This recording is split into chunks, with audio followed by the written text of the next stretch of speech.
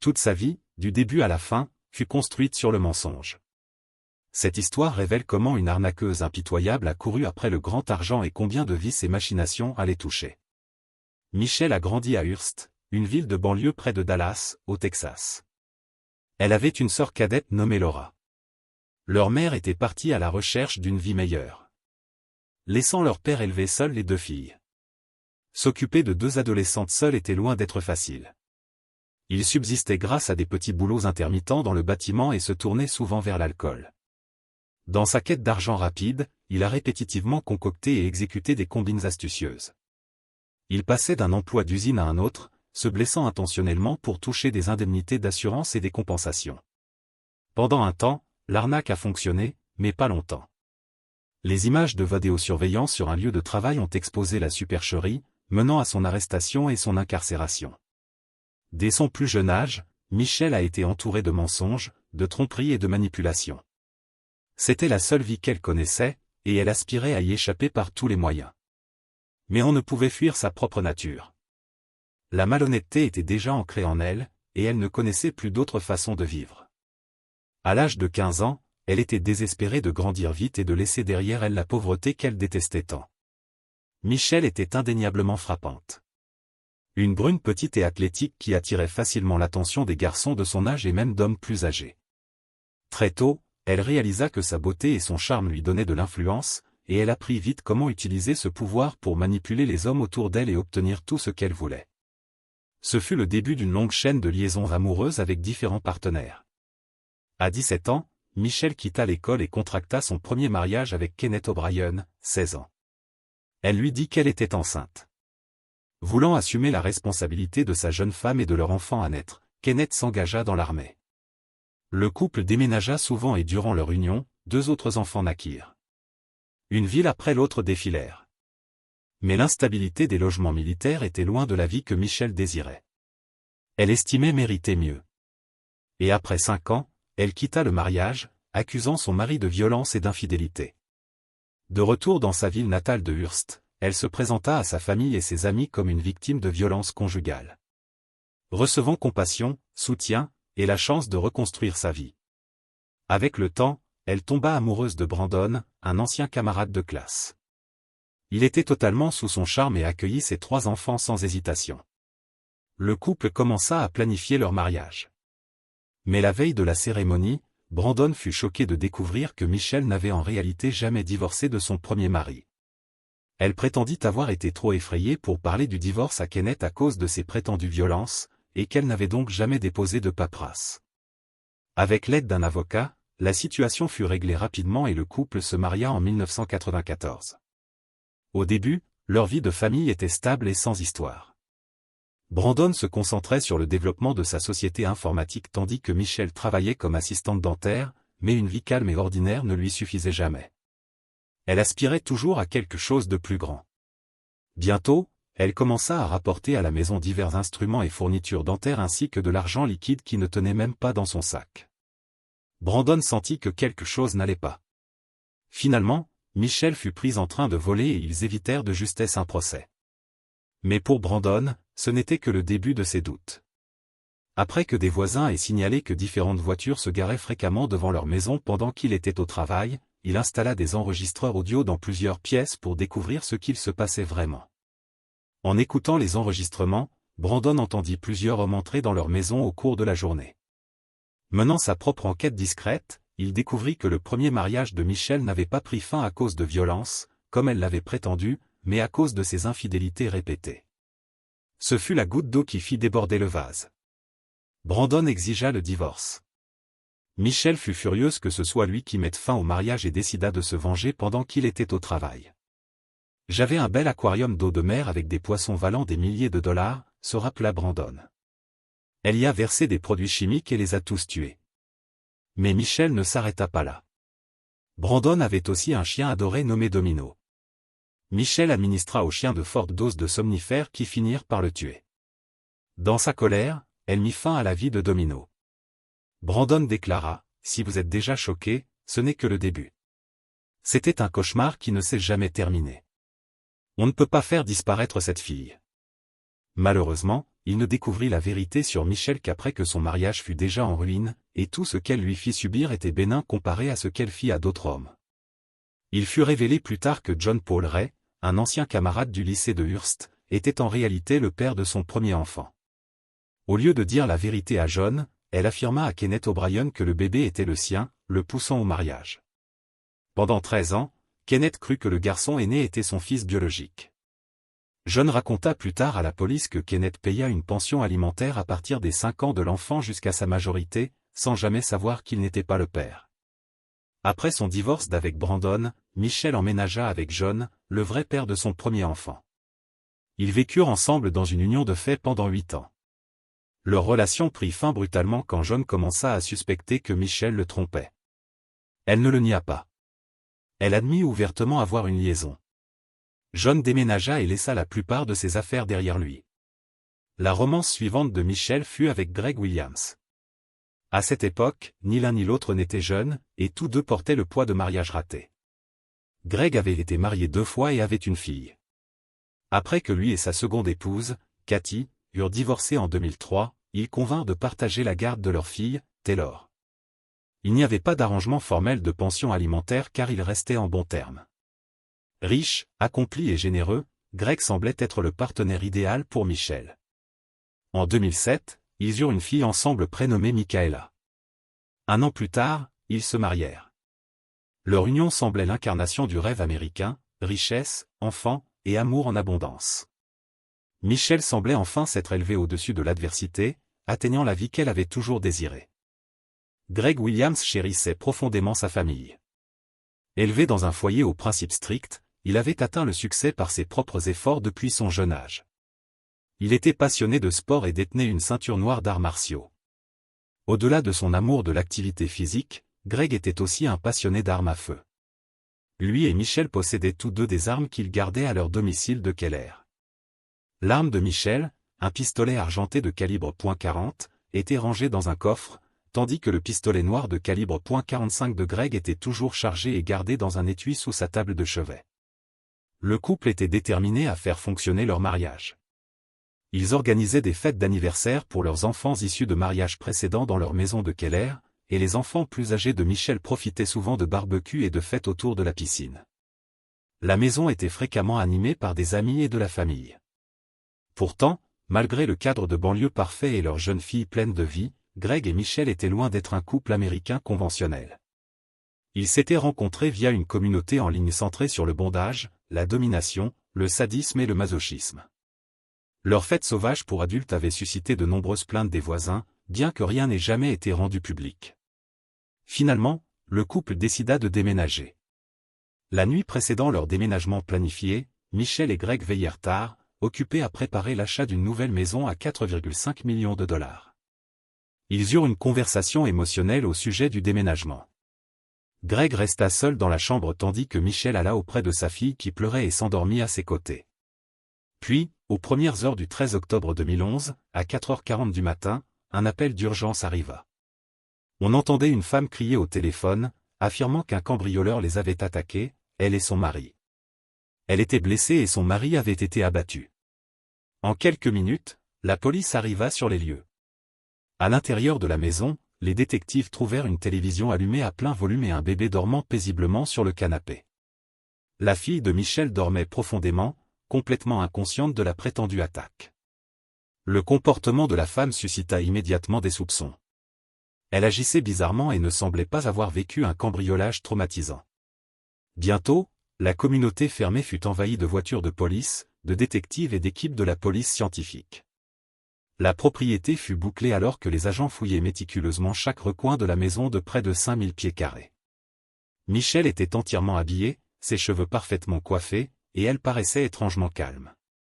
Elle dit à la police qu'elle dormait pendant l'incident, mais son apparence et son sang-froid suggéraient le contraire. En tant que seul témoin, elle fut emmenée au poste de police de Keller pour interrogatoire. Après des heures d'entretien avec la police et les enquêteurs, la version de Michelle commença à se défaire. Elle prétendit qu'un intrus vêtu entièrement de noir l'avait frappée à la tête avec une clé. Elle dit être tombée sous le coup mais être restée consciente, puis avoir entendu un coup de feu. Selon elle, l'agresseur s'était enfui par la porte arrière de la maison. L'histoire de Michelle Williams ne correspondait pas aux preuves sur les lieux. Greg Williams avait été abattu dans la tête alors qu'il était allongé dans son lit. Un pistolet de calibre .40 ou .45, présumé être celui de l'intrus, fut trouvé près de la porte arrière à côté d'une clé.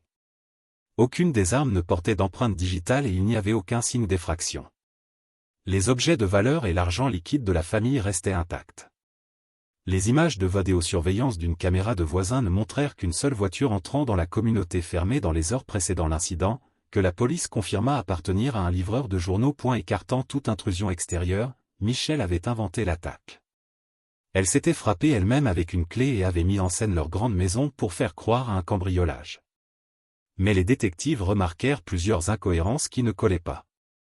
Michelle Williams était entièrement habillée, ses cheveux parfaitement coiffés et son maquillage fraîchement appliqué, comme si elle attendait quelqu'un.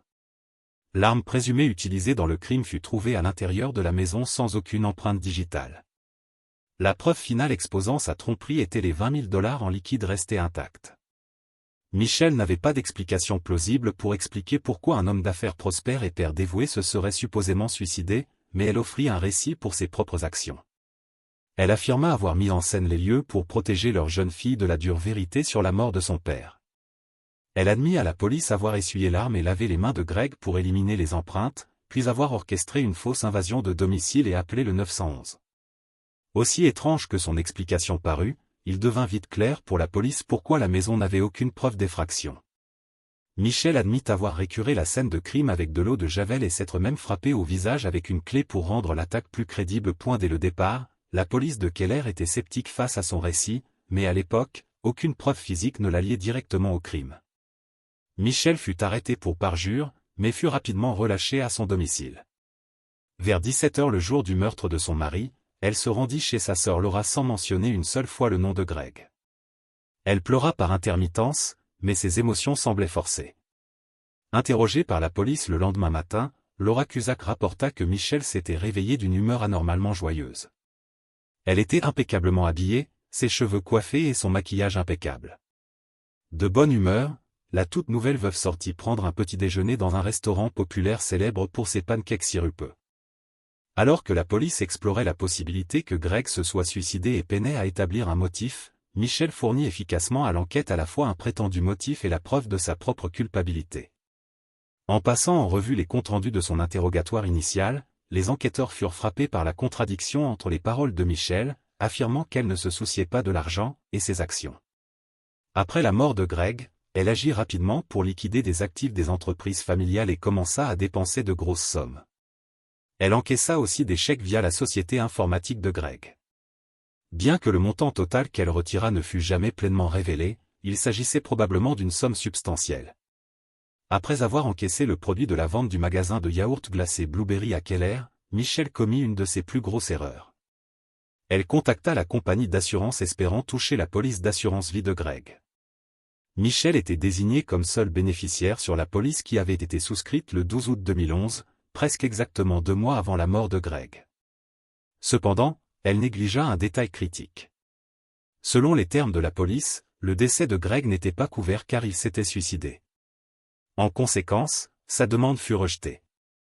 Son désir d'obtenir les $600 000 de prestations émergea plus tard comme le motif principal du crime.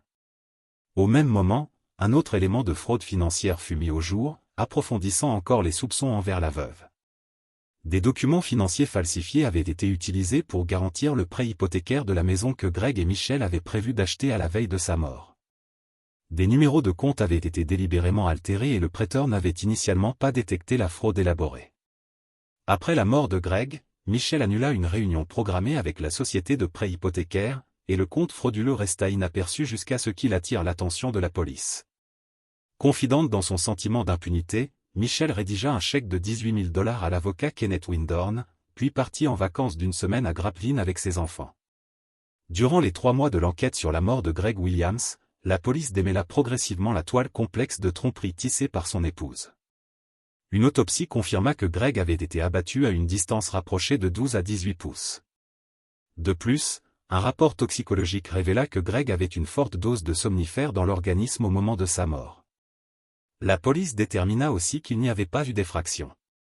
Madame Williams avait drogué son mari et l'avait abattu à seulement un pied de distance.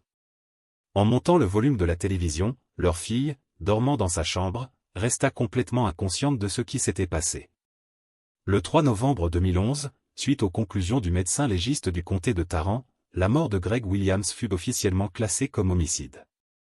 Michelle Williams fut arrêtée le 9 janvier alors qu'elle se rendait dans une salle de sport. Elle fut inculpée de meurtre, de falsification de preuves et de fausses déclarations à la police, faisant d'elle à la fois le seul témoin et la seule suspecte dans l'affaire. La caution fut initialement fixée à 522 000 $, mais Michelle ne passa qu'une semaine en détention avant d'être libérée sous 85 000 $ de caution. Vêtue de tenue de sport, elle sortit de prison portant un bracelet électronique et accompagnée de l'avocat Kenneth Wynne, qui avait officiellement pris sa défense. La première épouse de Greg, Kathy, fut outrée d'apprendre que Wynne représentait Michelle.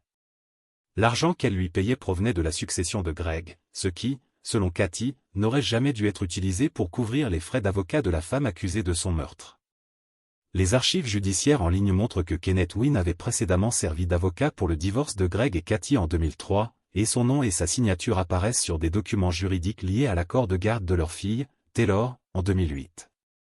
Cependant, des allégations de collusion entre Kenneth Wynne et Michelle Williams furent plus tard démenties par des preuves. Le divorce avait été géré par son cabinet, mais Korn n'avait personnellement jamais représenté Greg. Korn déclara qu'il avait d'abord appris le meurtre de Greg par un employé de la société informatique. C'était extrêmement choquant, se rappela-t-il, ajoutant que Michelle ne l'avait approché pour de l'aide qu'après que sa tentative de monnayer la mort de Greg eut échoué. Michelle Williams changea alors son nom en Shelley et se rebaptisa gourou du fitness, tentant de commencer une nouvelle vie sur Facebook. Elle annonça publiquement une relation avec Jen Wallace, un ami de son fils aîné et de près de 15 ans son cadet. Ensemble, Shelley et Jean ouvrirent un club de fitness à Bedford et le promurent activement en ligne.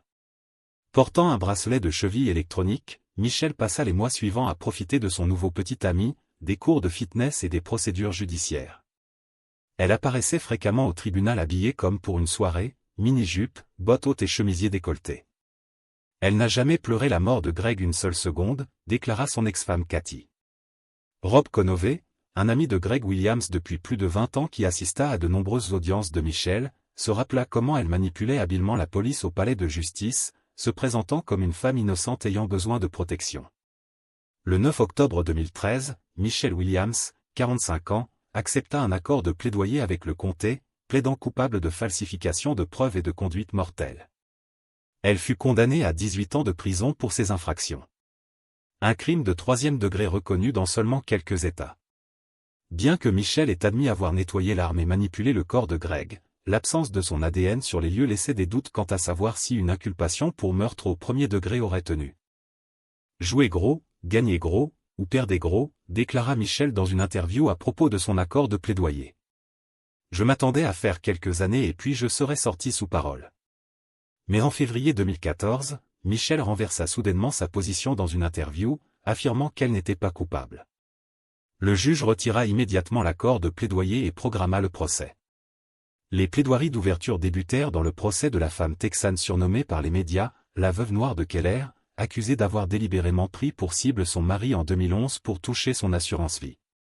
Michelle Williams, 45 ans, faisait face à des accusations de meurtre. Les procureurs décrivirent l'affaire comme un plan méticuleusement préparé et exécuté pour profiter de la police d'assurance vie substantielle de Greg.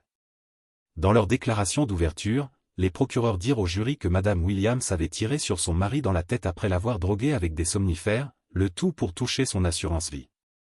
Le motif était l'argent.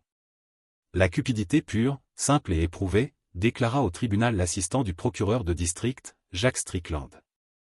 En réponse aux demandes des médias, l'avocat de Michelle émit une déclaration en son nom. Kenneth Wynne souligna les défis posés par la scène de crime impeccablement propre, notant que l'accusation peinait à prouver sa participation. Bien que des produits de nettoyage aient été découverts dans la maison, il était raisonnable de supposer que les empreintes digitales de Michelle s'y trouvaient, étant donné qu'elle y vivait et avait fait le ménage elle-même. Si le jury déterminait que Michelle avait falsifié des preuves, mis en scène la mort de Greg pour qu'elle paraisse naturelle, nettoyé la scène de crime et ensuite menti à ce sujet, elle risquait une peine de prison à perpétuité. Cependant, avec sa condamnation prévue pour le 21 avril, le jury n'aurait jamais l'opportunité d'entendre toute l'histoire ou de se prononcer sur la peine appropriée. Par un interrogatoire minutieux des amis et connaissances de la famille Williams, les enquêteurs découvrirent des détails sur les tensions de longue date dans leur foyer. L'analyse des messages sur les réseaux sociaux et de la correspondance révéla que le couple se disputait fréquemment, souvent à propos d'argent. Au procès, les procureurs déclarèrent que dans les heures précédant la mort violente de Greg Williams, lui et Michelle eurent une dispute concernant les finances, durant laquelle il l'aurait giflé pour avoir dépensé une grosse somme mise de côté comme acompte pour une maison. La défense de Michelle Williams argumenta que Greg Williams s'était suicidé et qu'en tant qu'homme d'affaires prospère, il avait besoin de sa femme vivante, et non morte. L'avocat de la défense, Clay Graham, déclara que Greg luttait fréquemment contre la dépression et utilisait régulièrement des sédatifs et des stéroïdes. La nuit des faits, il était apparemment profondément affligé par les décès récents de sa grand-mère et de son meilleur ami, qui s'était également suicidé. Selon Graham, quand Michelle découvrit son mari avec une blessure par balle auto-infligée, elle paniqua et, dans un état de peur, tenta de dissimuler la tragédie sans pleinement comprendre ses actes. Son objectif principal, argumenta-t-il, était de protéger leur fille de 4 ans d'un traumatisme psychologique en cachant la vérité. Tout au long des procédures, Michelle maintint son apparence composée, apparaissant constamment au tribunal avec les cheveux coiffés, les ongles manucurés et des tenues soigneusement choisies. À une audience, l'accusée, portant un chemisier crème et un gilet noir, montra peu d'émotion durant la majeure partie du procès, bien qu'elle prit soin d'essuyer des larmes quand des photographies du corps de Greg Williams furent montrées. Le tribunal entendit aussi le témoignage du fils adulte de Michelle, Andrew O'Brien, qui révéla que sa mère lui avait demandé de l'aider à piéger l'ex-femme de Greg, Kathy. Michelle avait planifié de rejeter la faute sur Kathy pour la mort de Greg, affirmant qu'elle découlait de disputes non résolues concernant la garde de leur fille, Taylor. Le stratagème était voué à l'échec dès le départ, car les anciens époux n'avaient jamais eu de désaccord concernant la garde, rendant presque impossible de fabriquer un tel motif.